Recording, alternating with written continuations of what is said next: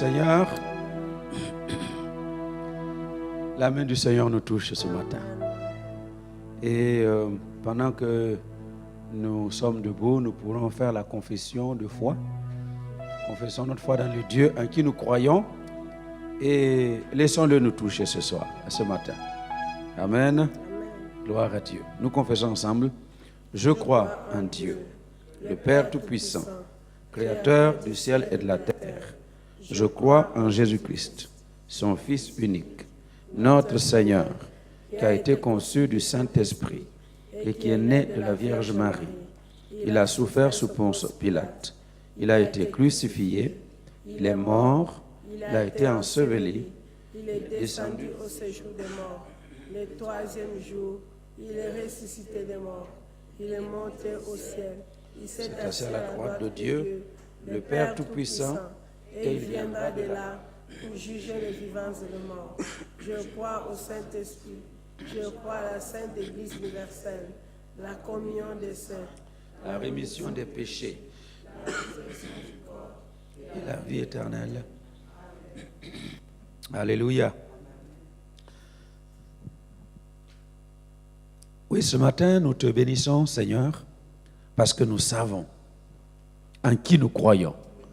Nous croyons dans le Dieu qui est maître du ciel et de la terre, qui maîtrise les temps, les événements, les circonstances.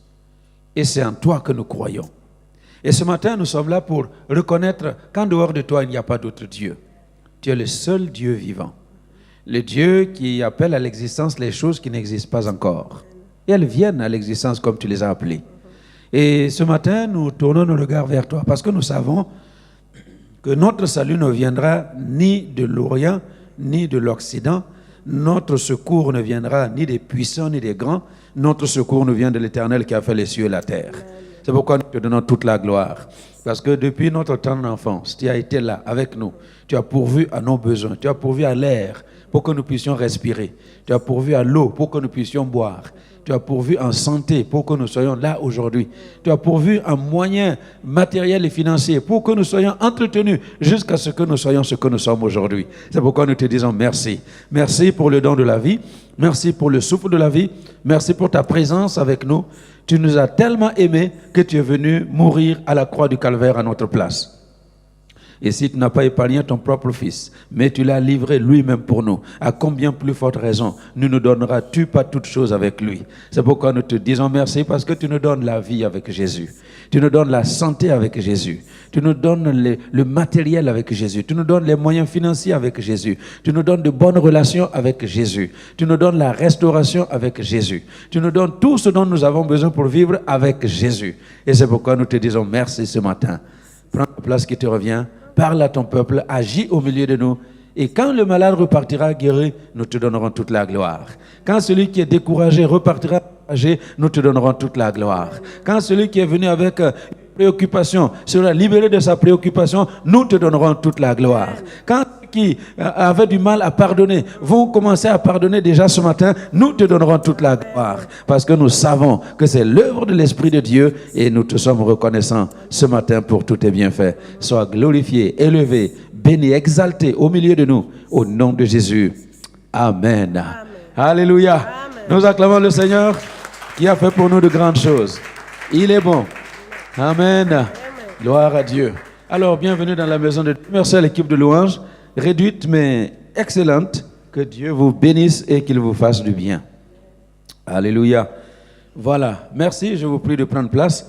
Amen.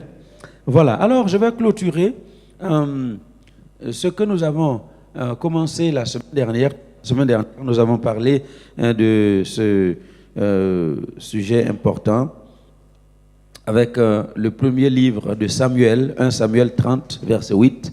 1 Samuel 30, verset 8. En passant, je vous signale que le pasteur Konjoumon est en Europe et la semaine qui va venir, nous continuerons notre prière avec lui. Amen. Vous n'avez pas l'air d'être content. Allô? Est-ce que ça vous va? Normalement, c'est moi qui devais être groggy ce matin. Hein? Mais je vous vois plus fatigué que moi. Alléluia. Alors, 1 Samuel 30, j'ai dit Pour un peu plus de facilité, je pense que ce n'est pas nécessaire de relire tout parce qu'on a lu encore et encore. Mais au verset 8, voilà ce que nous lisons dans la parole de Dieu.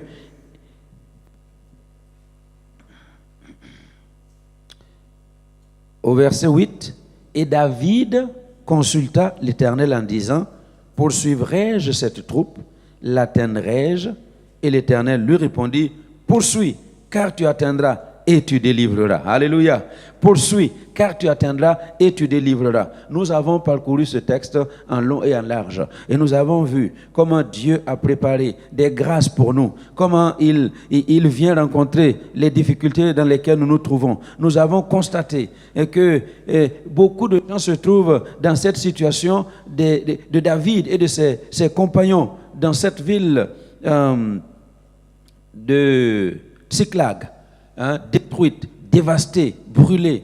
Les enfants sont amenés captifs, les femmes, tout, il n'y a rien qui est resté. Et nous avons vu combien notre monde vit dans un tel état. Tout est dévasté, tout est détruit. Dans la vie de beaucoup de gens, tout est amené en captivité.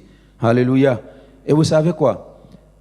Même ceux qui sont affermis dans la parole de Dieu, même ceux qui ont une vie réglée sur la parole de Dieu, on se rend compte qu'il y a souvent des choses qui ont été pillées, qui ont été ravagées dans la vie des uns et des autres. Et nous sommes là aujourd'hui pour dire avec Dieu lui-même que nous pouvons poursuivre, parce que nous allons atteindre ce qui a été enlevé.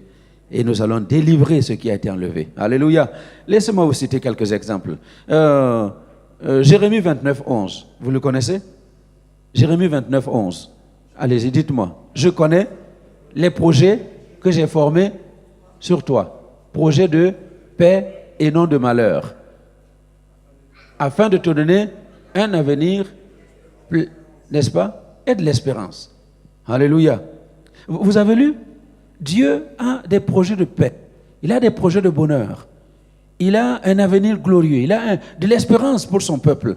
Mais combien sont les gens qui viennent à l'église, qui prient et qui n'ont plus aucun espoir, qui prient et qui ne voient rien dans leur avenir? Combien sont ceux qui viennent à l'église et qui prient et pour qui les projets de paix, les grands projets que Dieu a préparés pour eux, voilà, se sont envolés.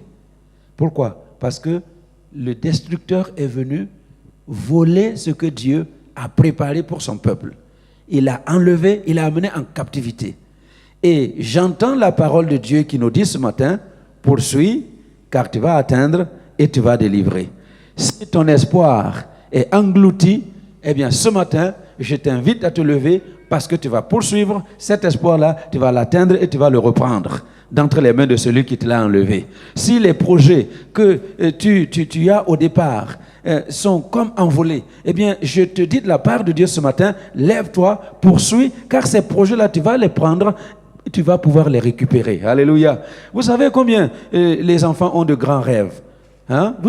Rappelez-vous de votre enfance. Rappelez-vous, quels sont les rêves que vous aviez?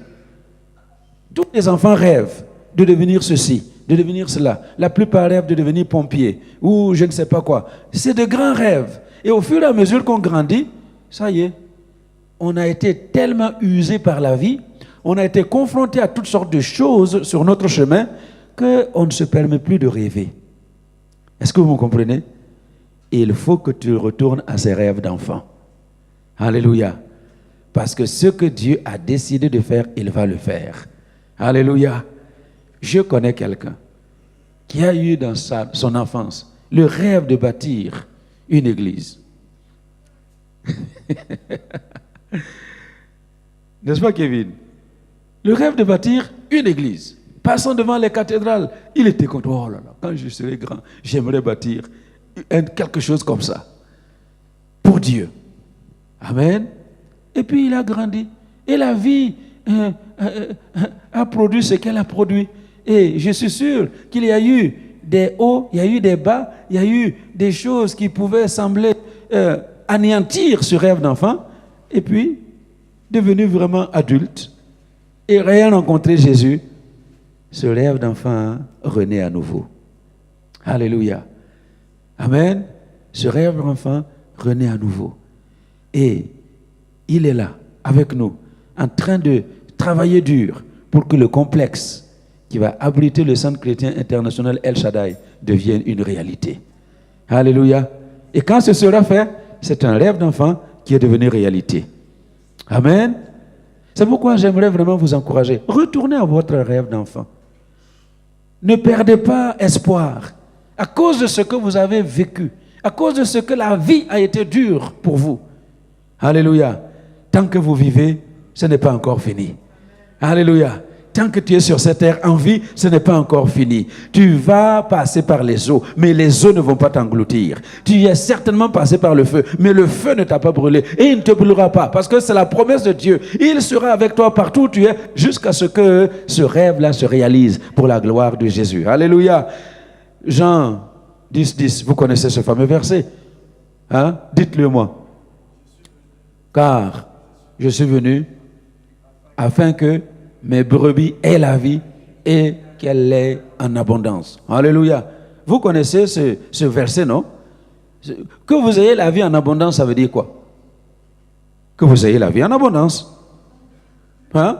C'est vraiment la vie en abondance. La vie où je ne manque de rien. Mais il y a combien d'enfants de Dieu qui ont cette vie-là sur cette terre aujourd'hui? Est-ce que vous me comprenez? Donc, l'ennemi de notre bénédiction, l'ennemi de notre bonheur, l'ennemi de notre âme, celui qui ne veut pas nous voir marcher dans le bonheur de Dieu, il est venu, il a volé.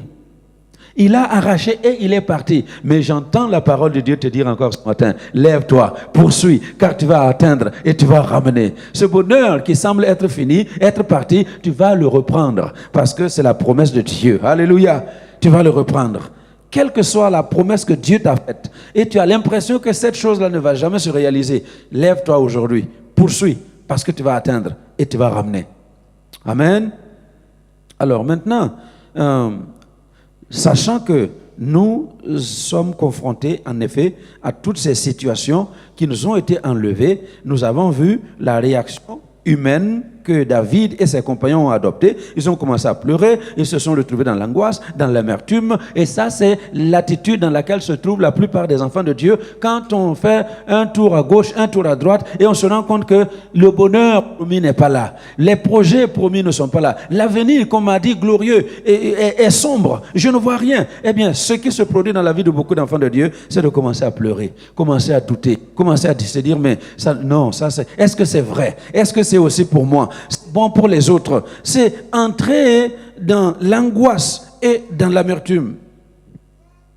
Mais il y a eu la suite par une réaction spirituelle. Alléluia. Quand David et ses hommes ont pleuré, ils ont pleuré jusqu'à ce qu'il n'ait plus la force de pleurer.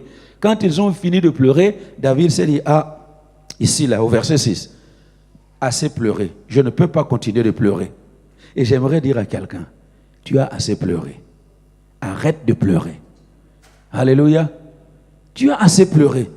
Il faut à un moment donné se décider à arrêter de pleurer, à se lever et à faire quelque chose.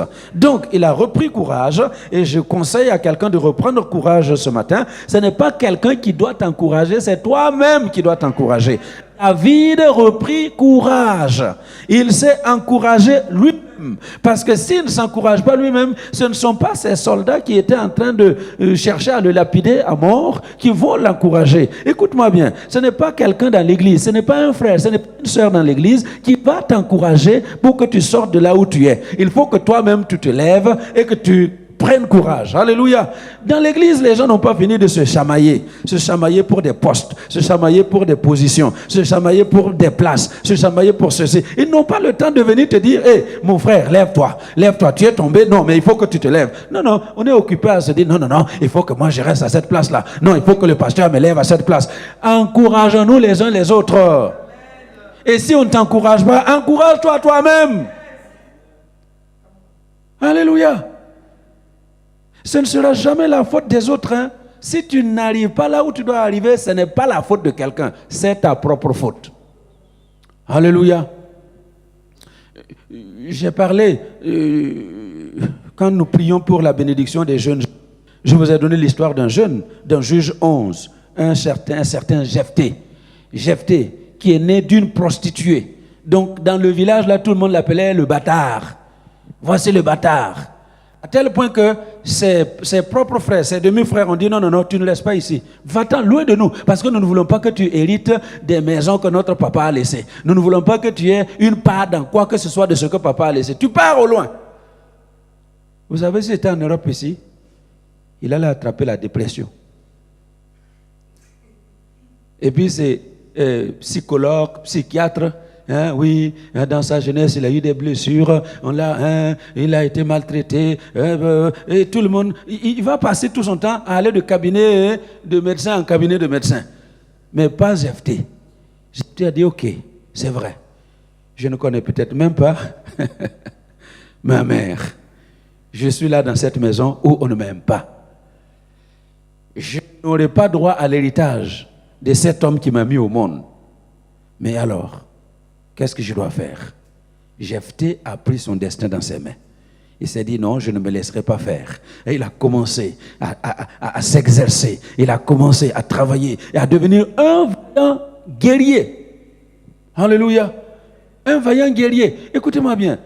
N'accusez jamais vos parents de vous avoir dit des paroles du type tu n'iras nulle part, tu ne réussiras jamais, alors c'est pour ça que je ne vais nulle part, je ne réussis jamais. Ce n'est pas une excuse. Alléluia. Oui, on ne m'a pas aimé, on a aimé l'autre là plus que moi, ce n'est pas une excuse. Alléluia. Dieu nous a créés avec le même potentiel.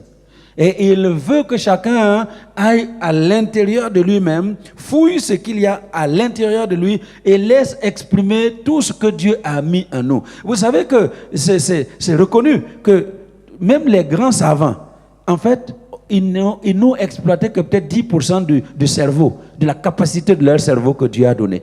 Alléluia. Donc, mon cher Kevin, tu fais de grandes choses aujourd'hui, mais c'est que 10%. Qu'est-ce que tu fais de 90%? Alléluia. Vous avez fait de brillantes études. Cédric, ingénieur, doctorant. Mais c'est seulement 10%. Les 90% là, tu fais quoi? Alléluia. Donc, il faut aller chercher à l'intérieur de nous cette grâce que Dieu nous a donnée pour pouvoir l'exprimer et la laisser vraiment se voir sur la terre où Dieu nous a placés. Donc, c'est pour vous dire que personne n'est excusable, personne n'est excusé. Tu ne peux pas te tenir devant Dieu pour dire, ah oui, quand j'étais à l'église, on m'avait fait ça. Non, il n'y a pas d'excuse. Amen. Alléluia. Donc, à un moment donné, Jephthé, non, il refuse de se laisser décourager par ce qu'il vit dans sa maison. Il est parti. Et vous savez quoi? Quand il s'est exercé à devenir un vaillant guerrier, le jour où ces mêmes frères qui l'ont chassé, qui ne voulaient pas de lui, quand ils ont été confrontés à la guerre, et il n'y avait pas... Vous savez, il y a les enfants gâtés. Hein? Les enfants qui sont chez papa et maman là, il y en a qui sont souvent gâtés. Hein? Ils sont trop gâtés à la maison. Mais les gens qui ont été plongés dans la rosée, qui ont appris à se battre contre la terre, contre tous ceux qui se sont présentés devant eux, comme David, dans les plaines, avec le lion, avec l'ours, avec tous ces adversaires qui venaient pour lui voler les brebis, eh bien, ils ont un caractère trempé. Et Jephthé avait ce caractère trempé. Alors, résultat, les mêmes frères qui l'ont chassé sont revenus pour dire, hey, tu es notre frère. Depuis quand? Tu nous as chassés, vous m'avez chassé, non? Ils disent oui, mais oublie ça. Écoutez bien, les gens qui vous chassent aujourd'hui, ce sont les mêmes qui viendront vous dire, oublie ce qui s'est passé. Oublie ce qui s'est passé. Tu es notre frère. Nous t'aimons. Nous voulons ci, nous voulons ça. Alléluia. Et Jephthé dit, ok, je viendrai faire la guerre pour vous et avec vous, mais à une condition. Je deviens votre chef. Ok, il n'y a pas de souci. Tu viens, tu es notre chef. Et comme ça, ils ont eu la victoire. Écoutez-moi bien. Personne ne doit t'encourager. Et il ne faut pas attendre l'encouragement de quelqu'un. Alléluia. Comme tu es, là où tu es. Amen. Prends courage. David reprit courage. Il s'encouragea lui-même. Il sort de ses pleurs. Et qu'est-ce qu'il fait? Il s'appuie sur l'Éternel, son Dieu. Et il consulte Dieu. Et c'est en consultant Dieu que Dieu lui dit, ne t'en fais pas David, poursuis. Parce que tu vas atteindre et tu vas ramener tout ce qui a été enlevé. Alléluia. Et effectivement, il s'est mis en marche. Il s'est mis en marche. Ça, ce sont les actions indispensables. Suivre ce que Dieu nous dit, ça, c'est ce qui va nous amener la bénédiction. L'obéissance à la parole de Dieu. Quand Dieu a parlé, ce n'est pas le moment de s'asseoir. C'est le moment de se lever et d'agir. David se lève, il se met en marche et il persévère. Ils ont marché, et même quand il a perdu un tiers de toute son armée, un tiers, 200 personnes qui ont abandonné le combat et il est resté avec combien 400 personnes. Et c'est avec les 400 personnes qu'il a été pour libérer ce que le diable personnifié par les Amalécites avait enlevé. Alléluia. Donc, mets-toi en marche. Persévère. Et prête attention aux signes que Dieu te montre. Alléluia. Prête attention aux signes que Dieu te montre. Amen. Alors, la suite, c'est ce que nous voyons aujourd'hui. Ou bien j'avais parlé de la victoire éclatante. Je n'avais pas parlé de cela. Donc, quand David a repris courage, quand David s'est mis en marche, quand il a persévéré, et quand il a fait attention aux signes, cet Égyptien qui s'est retrouvé laissé au bord de la route en train de mourir et qu'on lui a donné à manger, quand il a prêté attention à ces choses, et cet Égyptien l'a mené vers la troupe, eh bien voilà ce qui va se passer au verset 17. Au verset 17, il va avoir une victoire éclatante. Amen. Victoire éclatante. David les battit depuis l'aube du jour jusqu'au soir du lendemain, et aucun d'eux n'échappa excepté 400 jeunes hommes qui montèrent sur des chameaux et s'enfuirent. Alléluia. Quelle victoire! Quelle victoire! Mais une victoire qui est survenue après 2 jours de combat. Alléluia. Moi, je croyais que quand Dieu se met quelque part et que Dieu dit va, je te donne la victoire. Moi, je croyais que c'était juste simplement aller marcher, les mains dans les poches, et puis la victoire est là. C'est pas ce que vous pensez aussi? Hein? Beaucoup de chrétiens croient ça. Quand Dieu dit va, je te donne la victoire, on pense que non, je peux aller juste en sifflant et puis les mains dans les poches pour aller ramasser la victoire que le Seigneur a promise. Et on est souvent déchanté, désenchanté. Alléluia. Pourquoi? Parce que la victoire que Dieu promet ne vient jamais sans combat. Alléluia. La victoire éclatante ne vient jamais sans combat. Et nous, enfants de Dieu, si dans notre génération nous comprenions que pour accéder à tout ce que Christ a promis, eh bien, ça nécessite un combat, et que nous nous mettions dans ce combat-là, eh bien, nous allions tous, l'Église entière, aller entrer dans une ère de victoire extraordinaire. Alléluia. Tout ce que Dieu promet, c'est au bout d'un combat que vous allez l'acquérir. Alléluia. Dans le livre de la Genèse, vous lisez l'histoire d'Abraham. Et son neveu, Lot, a été enlevé. Et Dieu lui dit, tu peux poursuivre. Et vous savez comment il a été armé, 318 de ses soldats, de ses serviteurs. Et ils sont allés, c'est au prix d'un combat acharné, qu'ils ont pu libérer Lot et tout ce qui avait été enlevé. C'est au prix d'un combat. Et vous connaissez Moïse et Josué hein, sur la montagne, quand les Moabites, c'est Amalek, quand Amalek est venu attaquer Moïse et Israël, alors qu'ils allaient pour entrer dans le pays promis, Amalek les a attaqués. Dans le livre de l'Exode, chapitre 16, si j'ai bonne mémoire, il les a attaqués. Et vous vous rappelez, Moïse, sur la montagne, en train d'intercéder pour le peuple, dans la vallée, avec Josué, les bras de Moïse, chaque fois qu'ils sont levés, Israël avait la victoire. Mais quand les bras de Moïse se fatiguaient et s'affaissaient, c'est Amalek qui avait la victoire. À tel point que Aaron et Hur, qui sont montés avec lui sur la montagne, ont user de stratagèmes pour maintenir ses mains élevées jusqu'à ce qu'ils obtiennent la victoire. Mais c'était au prix d'un combat acharné. Et que dire de l'entrée dans le pays promis? Moi, je croyais que quand Israël allait arriver dans le pays où coule le lait et le miel, je croyais qu'ils allaient juste arriver et trouver les maisons, trouver les lits, tout est prêt. Ils vont aller seulement commencer à boire le lait, manger le miel, et puis voilà, c'est la bonne vie qui a commencé. Au début, je pensais ça. Et puis, je vois qu'arriver, c'est la guerre. C'est la guerre. C'est la guerre. Josué et chaque tribu ont livré une bataille acharnée pour pouvoir conquérir le pays promis. Chaque parcelle qu'ils ont conquis du pays promis, ils l'ont conquis au prix d'une bataille acharnée.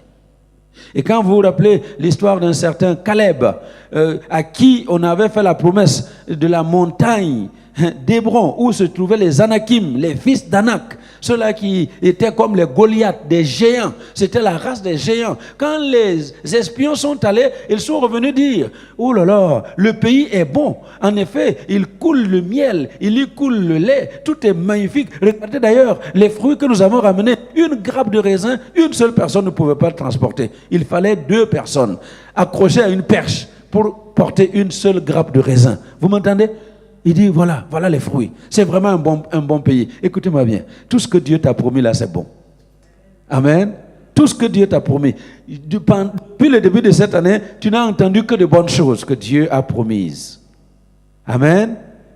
Depuis le début de cette année, j'ai vu des hommes de Dieu qui sont venus, des prophètes sont venus, beaucoup sont venus parler et nous avons reçu de grandes paroles et de grandes promesses de Dieu. Comme les espions ont vu dans le pays promis, le pays est bon, il est vraiment agréable. Mais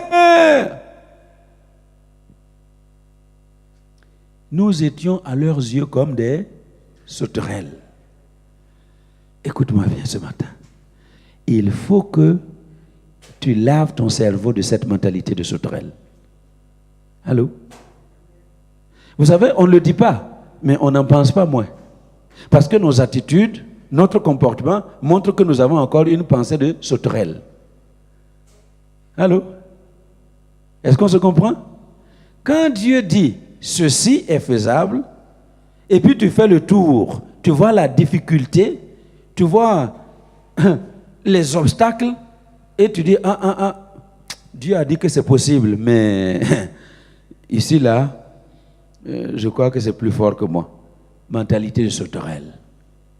Il faut que tu enlèves cette mentalité de sauterelle ce matin. Et Caleb, quand ils sont arrivés à l'entrée du pays promis, il dit à Josué, souviens-toi, il avait alors 85 ans, Caleb, plus vieux que moi. 85 ans. Il dit, Josué, entendu ce que le Seigneur a dit. Quand nous étions là, il y a 40 ans, quand nous étions là, à l'entrée du pays promis, nous étions là. Et Dieu a fait la promesse qu'il me donnerait ma part. Donne-moi cette montagne. Alléluia. Donne-moi cette montagne. Donne-moi cette montagne. Dieu sera avec moi. Et je chasserai les Anakim et je vais m'y établir. Alléluia. Est-ce que vous m'avez entendu ce matin? Dieu attend que quelqu'un lui réclame la montagne. Là où on a dit que c'est imprenable, il n'y a rien d'imprenable avec Dieu. Alléluia. Sa promesse est claire. Si Dieu est avec nous, nous aurons la victoire. Donc, ce qui semble une montagne devant toi aujourd'hui, lève-toi, prends courage, va avec la force que Dieu te donne et tu vas conquérir ce que Dieu t'avait promis. Amen. Alléluia. Donc c'était au prix d'un combat acharné. Et je suis là pour vous rappeler que notre combat, alléluia, notre combat à nous, ce n'est pas contre la chair et le sang. Donc c'est au prix d'un combat acharné, mais il faut savoir que ce n'est pas avec les épées, ce n'est pas avec les kalash, ce n'est pas avec une arme humaine que nous allons combattre les combats qui se présentent devant nous. Notre combat, c'est le combat contre l'esprit. Et Paul dit, nous combattons contre les dominations, contre les autorités, contre les esprits méchants dans les lieux célestes. C'est eux, notre adversaire. Ce sont ces esprits-là, notre ennemi. Donc c'est pour vous encourager ce matin à arrêter de se combattre les uns les autres. Ton ennemi, ce n'est pas ton frère. Ton ennemi, ce n'est pas ta sœur. Ton ennemi, ce n'est pas ton pasteur. Ton ennemi, ce n'est pas quelqu'un dans l'église. Ton ennemi, il est ailleurs. Alléluia. Ton ennemi, il est ailleurs, dans les lieux spirituels. Et c'est là qu'il faut le rencontrer. C'est là où nous devons mener la guerre. Alléluia. C'est pourquoi il faut vous élever un peu plus que le sol sur lequel vous êtes. Amen. Dieu nous a élevés au-dessus du sol sur lequel nous sommes. Jésus est mort, il est ressuscité, il a été enlevé. Et la Bible dit que là où Jésus a été enlevé et installé, nous avons été enlevés et installés à la droite de Dieu le Père avec lui. Alléluia. Pourquoi rester sur la terre au milieu des hommes faisant les combats d'hommes? Alléluia. Est-ce qu'on se comprend ce matin? Et il faut que chacun comprenne que la victoire que le Seigneur a promise, ce n'est pas une victoire qui viendra nous trouver là où nous sommes, c'est une victoire que nous devons remporter au prix de batailles acharnées. Et notre bataille, ce n'est pas contre la chair, ce n'est pas contre le sang, c'est contre les dominations, les autorités, les princes de ce monde des ténèbres. Alléluia. Voici notre adversaire. Est-ce qu'on se comprend ce matin?